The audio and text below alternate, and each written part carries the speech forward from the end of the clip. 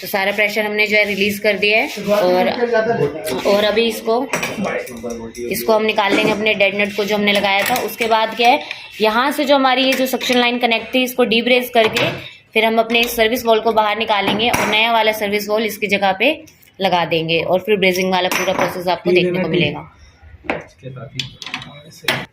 ठीक है, तो अभी हम क्या है यहाँ से थोड़ा सा इसको हम बाहर कर लेंगे और फिर यहाँ पे अपनी क्या है डिफ्लेक्टर को लगा करके और फिर उसके बाद हम इसे डीब्रेस करेंगे।